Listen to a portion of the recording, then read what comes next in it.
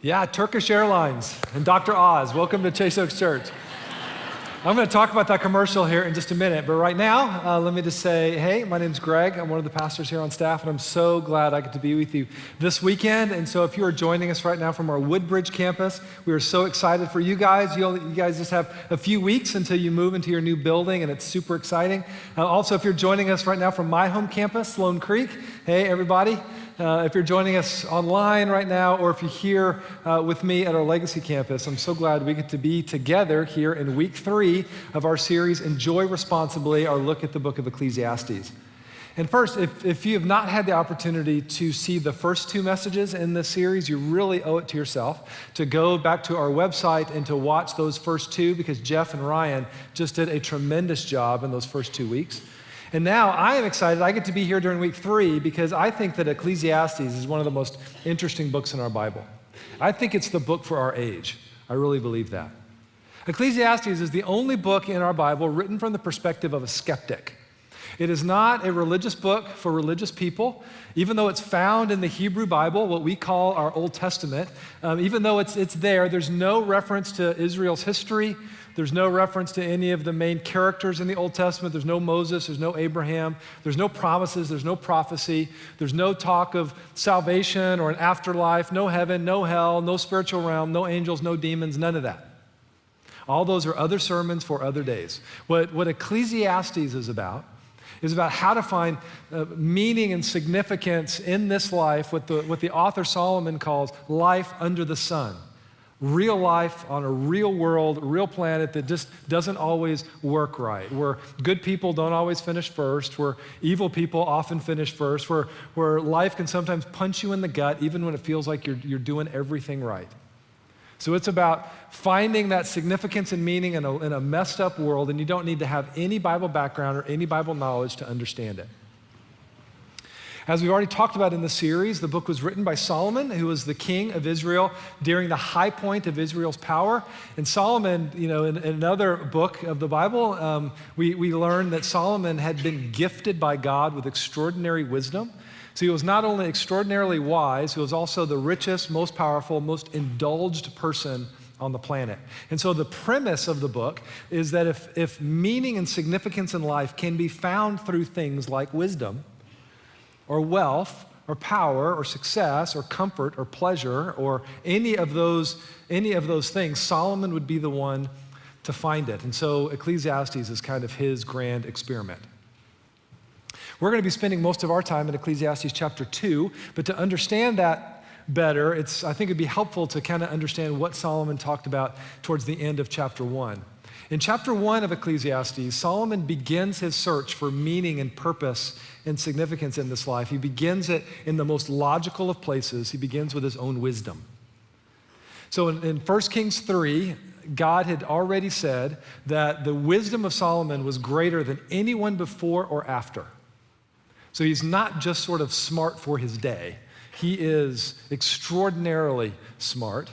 And he says, okay, I'm going to apply myself and I'm going to figure some things out. And so we can just sort of picture him, just applying himself and studying, getting the degrees, getting the master's degrees, the PhDs, or whatever the equivalents were, in his day. Applying himself, going further down that road than any of us will, and then getting to the end and saying, there's nothing here. The deep questions are not answered, the deep longings are not fulfilled. He said, what is crooked, what he found out is what is crooked cannot be straightened and what is lacking cannot be counted. Meaning, the deep things within us that are just kind of broken can't be fixed. And the deep and profound questions that we grapple with, like, who am I? Why am I here? What's my purpose? Is there such a thing as absolute truth? Is there right and wrong? Like, those deep and profound questions can't be answered, not by intellect alone. And so he finishes chapter 1 by saying, in much wisdom there is much grief, and increasing knowledge results in increasing pain. Now that's a cheery thing to say, don't you think? Now if you're a student, this would be a good thing to use if you want to get out of your homework. It's like, Mom, is this really what you want for me? Increasing knowledge results in increasing pain. I did my undergraduate work at the University of Texas at Austin, Hook 'em Horns. Oh, you hissers. Oh, my goodness. Oh, you people. So on the campus at UT, on the main building where the tower is, there is on the front of that building in large letters the words, "You shall know the truth, and the truth shall set you free." Now, of course, there's no reference to the fact that Jesus is the one who said that in John chapter 8, nor is there any reference to the fact that when Jesus is talking about truth, he's not talking about academic knowledge, he's talking about himself. But whatever. But wouldn't it be interesting that instead of pulling a verse out of context in John chapter 8, they instead wrote, "In much wisdom there is much grief, and increasing knowledge results in increasing pain."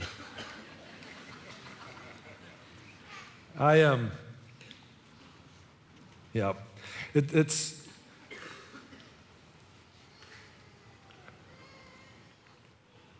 Solomon does say in multiple places throughout Ecclesiastes that when it all balances out in this life under the sun, it is better to be wise than to be foolish. But if we are expecting, or if we're placing our hopes in our intellect or in our learning to answer the big questions or to solve the big issues of life, we're going to be sorely disappointed. And so that then brings us into chapter 2. And so chapter 2 begins with Solomon saying, "So I said to myself, come now." So now that he has seen how insufficient knowledge and wisdom and things are, now I will test you with pleasure. So enjoy yourself. Dilly dilly. Well, that was a little lame, but that's okay. So he makes this transition from trying to find meaning and significance through wisdom to now trying to find it through pleasure. And that's really a very understandable transition, because if he can't find absolute, truth, objective truth outside of himself, where else is he going to turn than to himself and how he feels? How, and his own pleasure and his own comfort and materialism and all of those things. And so he says, okay, self, he says to himself, self, I live it up.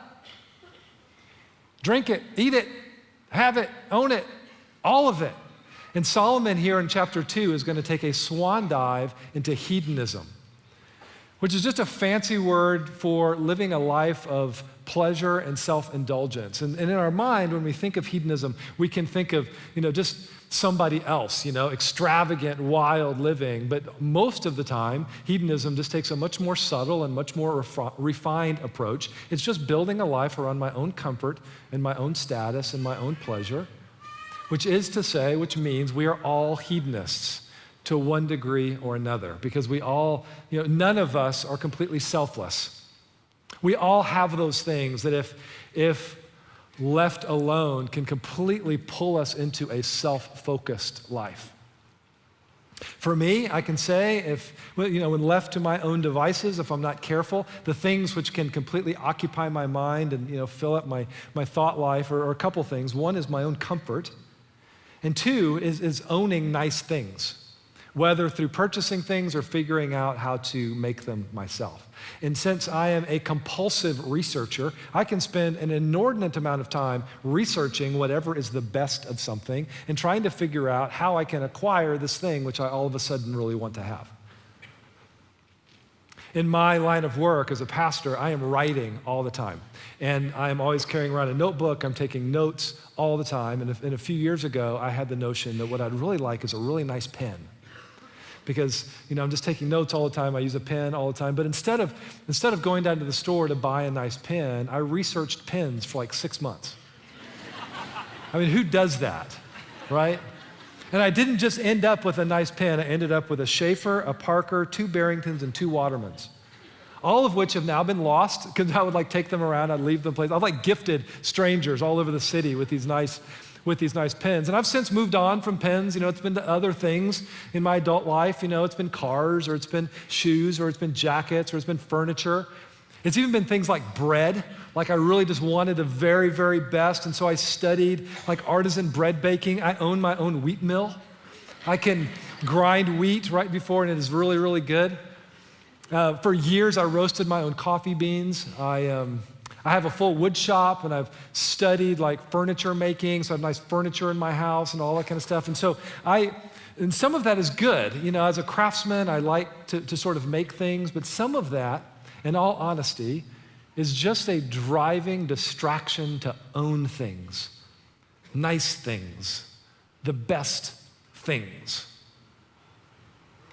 And Solomon here, what we're going to see in Ecclesiastes 2 is he's going to say, okay, I'm not going to just dabble in owning things. I'm not just going to dabble in building things. I'm not just going to dabble in comfort or pleasure or hedonism. I'm going to go all the way down that road and see what it brings me. So we're going to read Ecclesiastes 2, 1 through 11.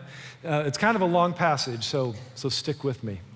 Solomon says, "So I said to myself, come now, I will test you with pleasure. So enjoy yourself. And behold, it too was futility. I said of laughter, it is madness, and of pleasure, what does it accomplish? I explored with my mind how to stimulate my body with wine while my mind was guiding me wisely, and how to take hold of folly until I could see what good there is for the sons of men to do under heaven the few years of their lives. I enlarged my works. I built houses for myself. I planted vineyards for myself. I made gardens and parks for myself. And I planted in them all kinds of fruit trees. I made ponds of water for myself from which to irrigate a forest of growing trees. I bought male and female slaves, and I had homeborn slaves. I also possessed flocks and herds larger than all who preceded me in Jerusalem. Also, I collected for myself silver and gold and the treasure of kings and provinces. I provided for myself male and female singers and the pleasures of men, many concubines." I want to stop right here. We know that between Solomon's wives and concubines, he had 1,000 women to satisfy his sexual desires. "Then I became great, and I increased more than all who preceded me in Jerusalem. My wisdom also stood by me. All that my eyes desired, I did not refuse them. I did not withhold my heart from any pleasure. For my heart was pleased because of all of my labor, and this was my reward for all my labor. Thus I considered all my activities which my hands had done, and the labor which I had exerted, and behold, all was vanity and striving after wind, and there was no profit under the sun." One thing to remember as we read Ecclesiastes chapter 2 is that when Solomon tests himself with pleasure, he is largely talking about things that were not forbidden to him.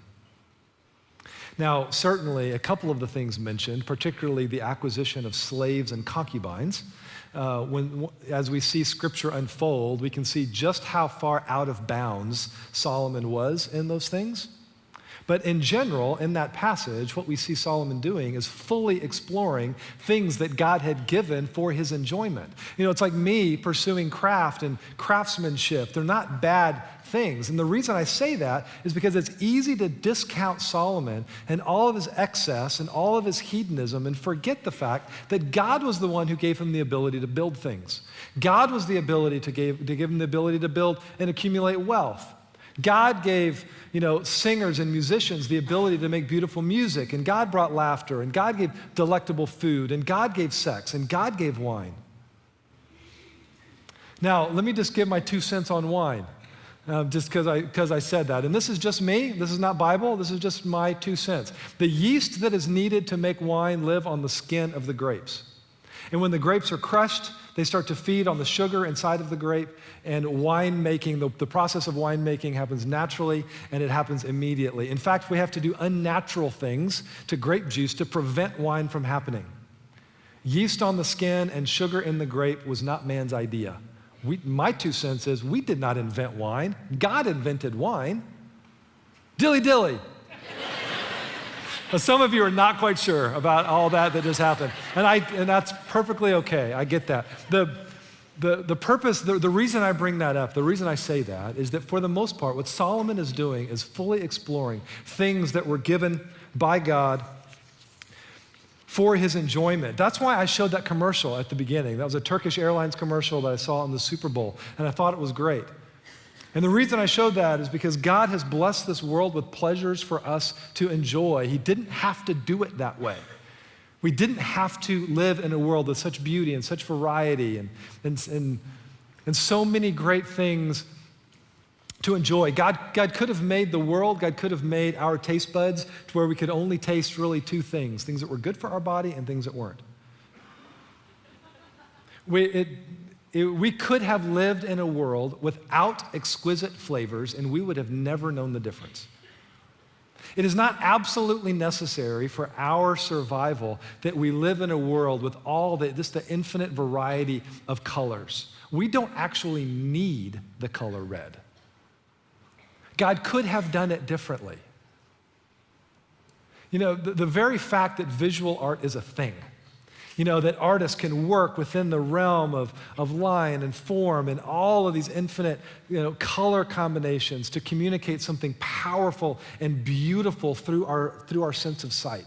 The very fact that music is a thing, that musicians and writers can work within the infinite variety of sounds to craft something beautiful that moves our heart. The very fact that the Food Network is even a thing. That, you know, we've been cooking food and making food for thousands of years, and we're still coming up with new combinations and new flavors that we've never tried before. God didn't have to do it that way, and it all speaks to his excessive grace, his abundant gifts that he pours out for our enjoyment. In fact, throughout the Bible, whenever the life that God has for us is lived fully in his presence, it usually describes a party atmosphere. It's feast and it's festival and it's joy and it's celebration and it's gratitude for all the things that God has given for us to enjoy. So when we read Ecclesiastes chapter 2, we have to remember that the problem's not the music. The problem's not the laughter. The problem's not the sex, the problem's not the wine or the wealth or the things that wealth can buy, because all of those were good things that God gave for Solomon's enjoyment. The problem is something else. In verse 10, Solomon says this, we already read it, "All that my eyes desired, I did not refuse them. I did not withhold my heart from any pleasure."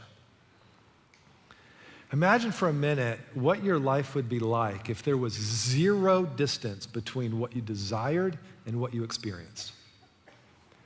What would your life be like if anything you wanted or anyone you wanted could be yours without delay, without restriction, without limitation, no prohibition?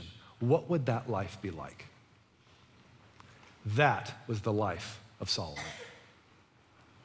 And those of us who live sort of lower on the food chain from Solomon, we can sort of assume that our life would be more joyful and more significant and more meaningful if we could just trade places with him. You know, if I could have his bank account instead of my bank account, if I could have his palaces instead of my house, instead of my apartment, if I could have his 1,000 women, my life I would have a richer personal life. You see, Solomon didn't deny himself anything, but we feel denied all the time, mostly because we don't have the wealth or the power to take whatever it is that we want. But that can cause us to sometimes interpret the emptiness we feel inside as stemming from the fact that we haven't yet experienced what we desire, that we haven't just gone far enough. You know, we haven't earned enough. If I could just have a little bit more, if I could just have that, if I could just have someone like her, if I could just have someone like him, if I could just have a house like that. But Solomon is speaking as someone who's in, you know, one of the 0.0001% of the population that could and did experience anything in his lifetime. He made it to the end of that road and he said, there's nothing here. The deep longings are not fulfilled. The deep questions are not answered. It doesn't work. But somehow that's really, really hard for us to believe. But if we have trouble believing Solomon, perhaps we should read the biographies of other people that were in his situation who could and did experience anything in their generation and tried to find meaning through pleasure. They found the same things that Solomon did. We say, if I could just ... then I will be happy. Those people experienced that and they made it to the end of the road, and that's why they're so unhappy. They're not unhappy because they're rich. They're unhappy because they made it to the end of the road and they're still just them. Same questions, same longing, same emptiness. Quoting the words of U2, I still haven't found what I'm looking for. All human beings, whether we realize it or not, whether it's a conscious decision or not, all human beings long for and strive for something that the philosophers and theologians call transcendence. Something bigger than ourselves, something solid and something true. And Solomon could not find it through his wisdom and through his learning, and so he tried to find it through wealth and materialism and comfort and pleasure and sex, and that was his error. It wasn't the things in themselves, because those things were given by God for his enjoyment. It was the fact that he tried to find meaning in those things. And he made the same mistake that most of us make. For most of us, pleasure is not about pleasure. Sex is not about physical pleasure. We have sex and then say, I am loved, I am valued, my life is worthwhile. We see wealth, and it's not just about pleasure. We see wealth and we think significance and status and security. When we spend 20 times more money on a designer sweater, we're not expecting it to be 20 times better, right? Because pleasure is not about pleasure. It's about finding meaning and significance in this life. That's what we're after. So Solomon turned to pleasure because he couldn't find anything bigger than himself to live for. He made it to the end of that road, and he said, it's like chasing wind. So what do you think Solomon is going to prescribe now that he's sort of figured this out? That all of these things, that wealth, materialism, and comfort, and pleasure, and sex, and wine, and laughter, and music, like all of these pleasures that God had given, he says it's all meaningless. It's like chasing wind. What do you think he's going to prescribe next? It'd be easy to assume that what he's going to say is, well, then just ditch it all. It's just not worth anything. Just like go live a life of a hermit and just be serious and somber, and that is not at all what he prescribes. Look at, and we can't see all of the verses, but look at what he says in a few of these verses. Ecclesiastes 3, I have seen that nothing is better than that man should be happy in his activities. Ecclesiastes 9, go then, eat your bread in happiness and drink your wine with a cheerful heart. In fact, over and over in Ecclesiastes, he says he encourages us to enjoy our lives, to eat and to drink and to enjoy life, to enjoy your spouse, to enjoy what he calls the fruit of our labor, which would be the money or the things that we earn, and enjoy life. And so on one hand, we read in Ecclesiastes 2 where he says it's all meaningless, it's like chasing after the wind, but then throughout the book he says there's nothing better for a man to do than to eat and to drink and to enjoy his life. And so and it just seems very confusing, because they seem like very contradictory things. But they're both true. How can they both be true? The answer goes back to something that Jeff talked about in the very first week of the series, when Solomon comes to the end of the book, and he says, okay, once everything has been tested and everything has been talked about, he sort of gives a key to understanding the whole book and to finding meaning and significance in this life. And he boils it down to 2 words: fear God. And as Jeff said on week 1, fear God doesn't mean being afraid of God. In this context, it means revering God, placing God in the center of our life so that everything sort of orbits around him, because when that happens, everything else seems to make sense. Everything else sort of falls into place. Jesus would later say, seek first God's kingdom and his righteousness, and all these things will be added unto you. But we have to be careful, and I think there is a little bit of a warning that we're going to look at that Solomon gives us in Ecclesiastes. We do have to be careful a little bit on how we interpret fearing God, because there is a tendency and an error that people make once they sort of get religion. and they say, okay, now I want my life to revolve around God, the easiest thing for us to do is then we set up a bunch of rules for ourselves. We become an uptight sort of religious ninny, Just kind of a miserable person that makes other people miserable, but we call it righteousness. And that is not at all what Solomon prescribes. That's not at all what he says fearing God looks like. Look at what he says here in chapter 7. Do not be excessively righteous and do not be overly wise. Why should you ruin yourself? I love that verse. That's one of my favorite verses. That's a memory verse. Put that on your bathroom mirror. Do not be excessively righteous and do not be overly wise. Huckleberry Finn described his Sunday school teacher as being very good in the worst kind of way. Don't be that. Live a little.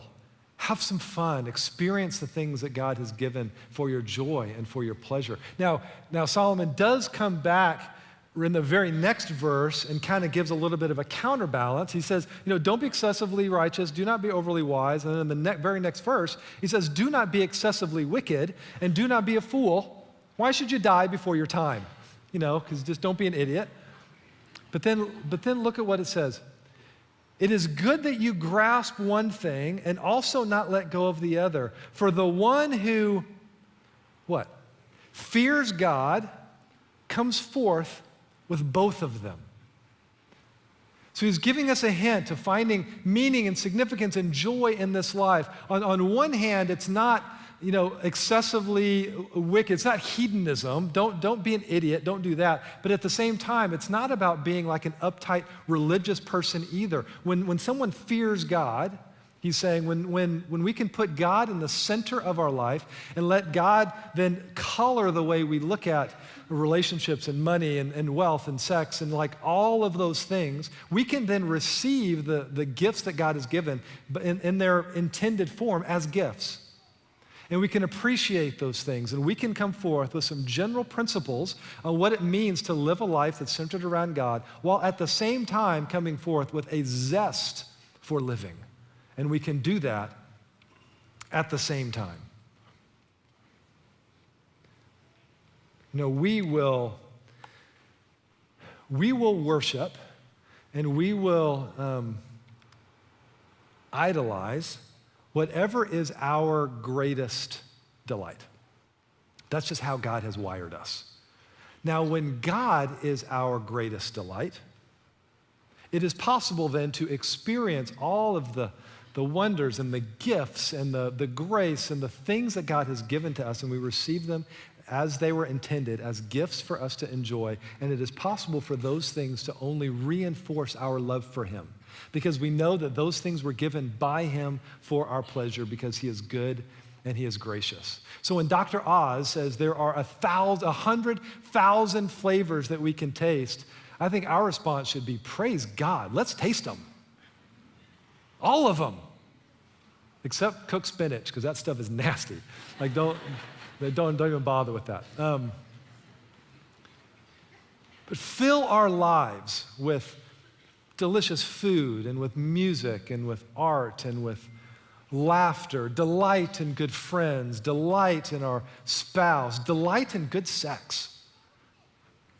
And I know that when I say that, we are in a sex-saturated culture where every desire is just a click away. But I tell you what, sex God's way, sex within the context of marriage, of two people who are moving the same direction, who are following hard after God, who are committed to faithfulness to each other, committed to loving each other, committed to serving each other, committed to out-pleasing the other.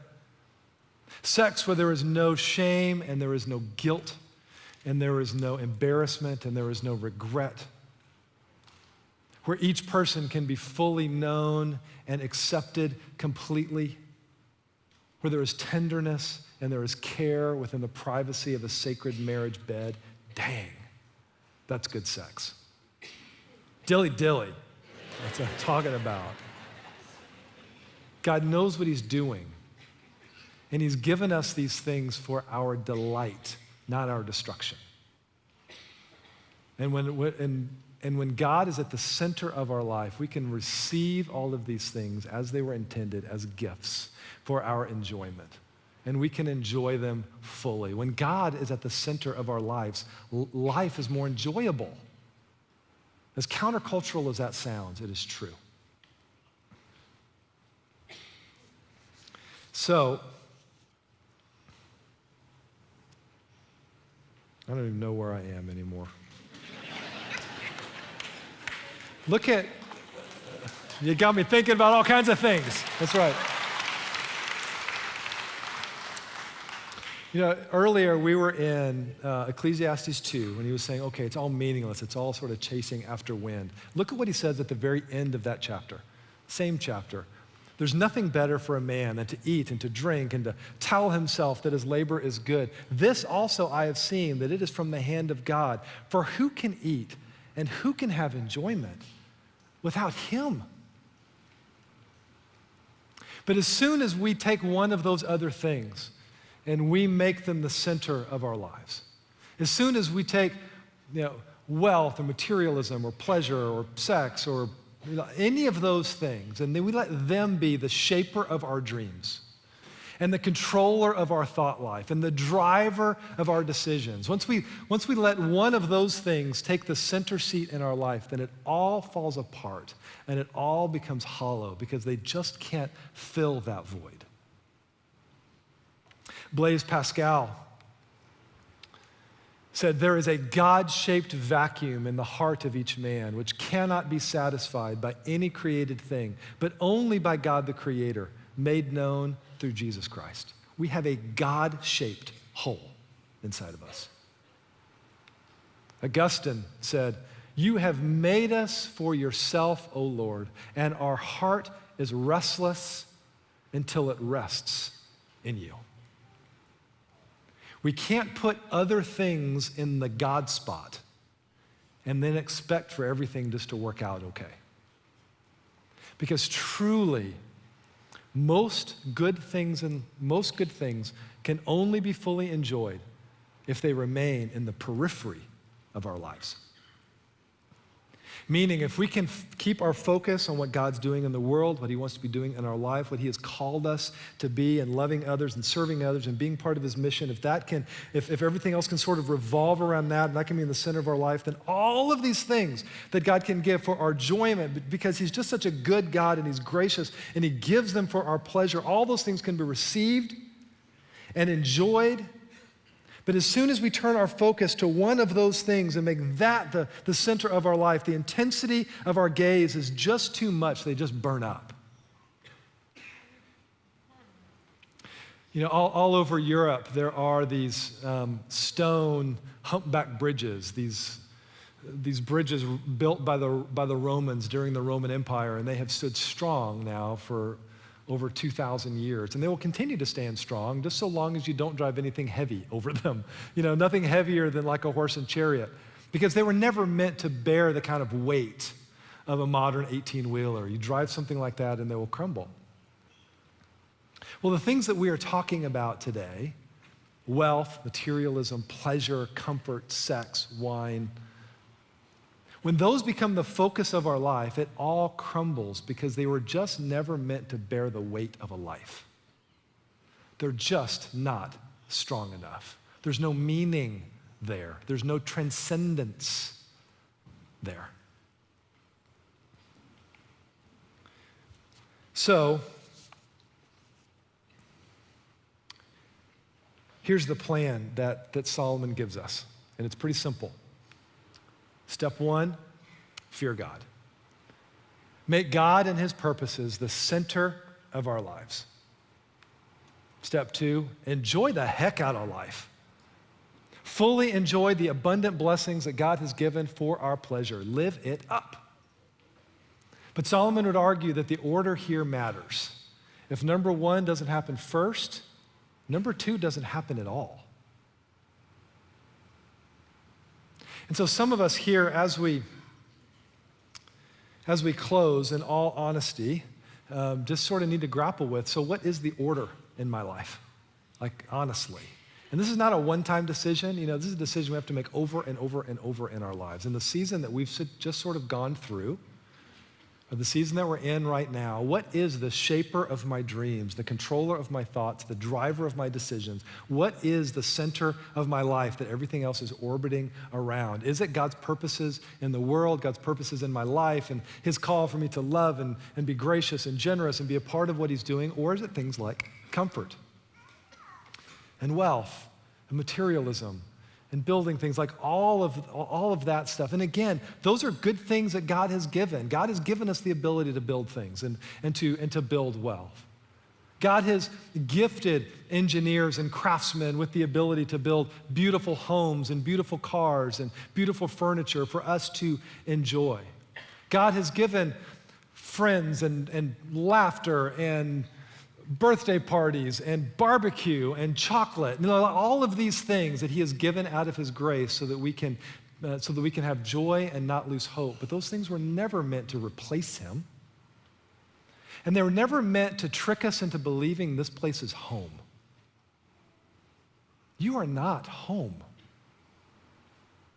And God has given us all something so much bigger and so much more satisfying to live for. And Solomon's saying this is the key. Life here under the sun, this real life in a real world that doesn't all make sense, if we want to find meaning and significance in this life, it has to start with God. It just has to, because nothing else will fill that void. Now, some of us, though, really are trying to live with God at the center of our life. Day to day, who knows, because we're fickle and all of that, I get that. But, some of us really do want to shape our life around what God's doing in the world, what God's doing in our life and his call upon our life and those things. So then the question becomes, well, then are you enjoying it? Are you fully appreciating all of the gifts that God has given for your joy and for your pleasure? And if not, why not? Are you anxious and worried about the future? Are you all twisted up because you're trying to obey all the rules and it doesn't seem like anybody else is? In today's cultural and political environment, are you all sort of tied up and angry because of the people you disagree with? As one who can all too easily live life, live too much life on the melancholy side of the emotional spectrum, I'm going to say something in love that I have said to myself 1,000 times before in my own self-talk, and that is, for as much as it is possible, lighten up. Lighten up. Turn off the news and go do something fun. Go for a walk, get some exercise, go eat the type of foods you've never had before. Go on an adventure, go to a concert, experience the grace and the gifts that God has poured out for your joy and for your pleasure. And as much as it is in your power, try not to be grumpy in the face of God's blessings. In just a moment, we're going to pray. And I want to give us all a time before we pray, just to kind of talk to God in our own heart about these things. And so if you would just bow your head, close your eyes, and just talk to him about these things and just ask these couple of questions. Number one is, what really is number one in my life?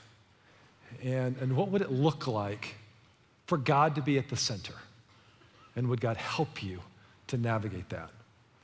And two, if you are working hard to be a good soldier for God, but you're doing so with a scowl on your face, just talk to him about the gifts and the blessings he's poured out on you and your desire to appreciate them fully. Just talk to him.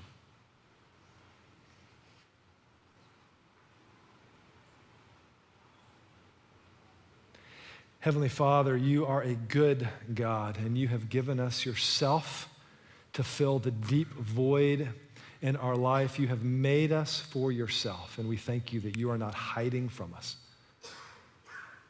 But you have given us the key to experience this life in joy and in abundance, and I pray that we will walk that path with you at the center.